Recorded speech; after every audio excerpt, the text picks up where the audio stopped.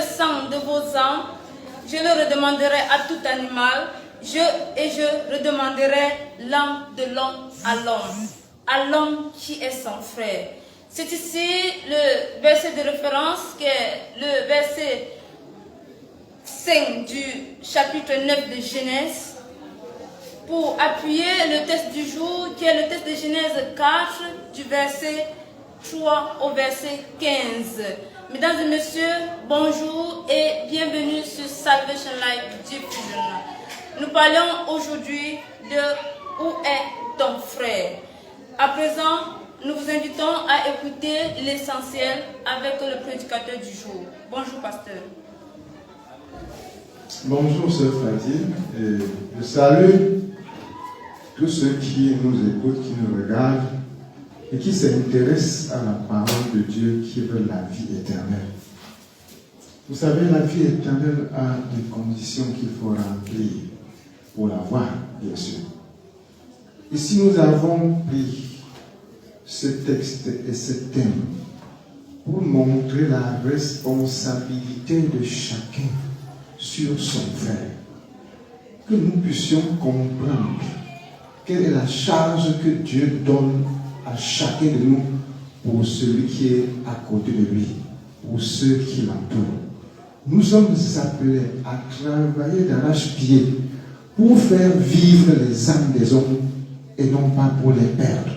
Souvenez-vous qu'un jour, les disciples ont demandé à Jésus s'il fallait qu'il commande du feu pour qu'il descende et brûle ceux qui lui avaient résisté. Jésus les a réprimandés en leur disant, vous ne savez de quel esprit vous êtes animés.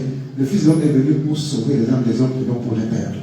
De même, nous qui sommes ses disciples, nous avons cette charge, cette recommandation stricte et ferme d'être là pour sauver les âmes des hommes, d'être là pour orienter les hommes, d'être là pour montrer aux hommes le chemin du salut.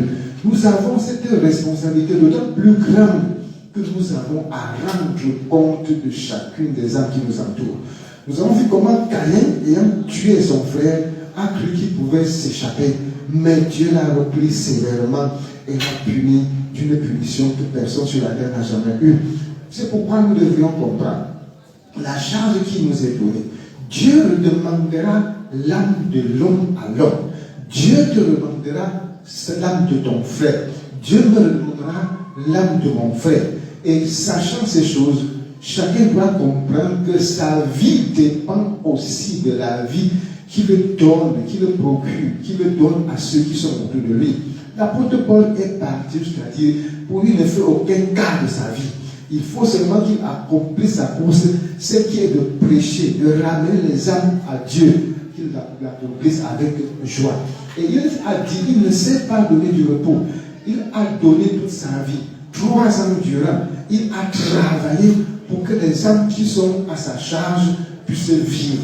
Il a travaillé individuellement. Il a travaillé collectivement. Donc ça, c'est dans Actes chapitre 20, pour que, à partir de 24, pour que chaque âme puisse vivre et qu'il ne soit responsable de la perte d'aucune âme. Jésus aussi de son côté a rendu le compte à Dieu en disant, je n'ai perdu aucun de ceux que tu m'as donné, sinon le fils de la pénition, pour que la parole de Dieu soit accomplie.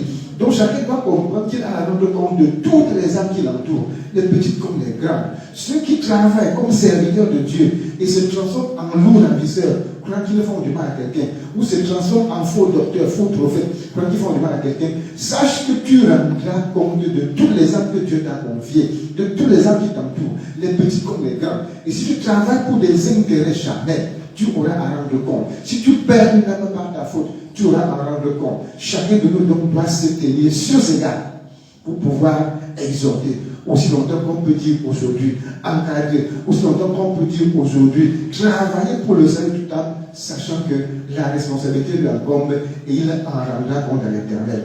Prépare ton compte à rendre au sujet des âmes qui t'entourent et ne sois pas comme Caïn qui manque de réponse qui lui soit salutaire le jour où Dieu te demandera où est ton frère. Où est ton frère? C'est une question que nous aurons à laquelle nous aurons tous à répondre.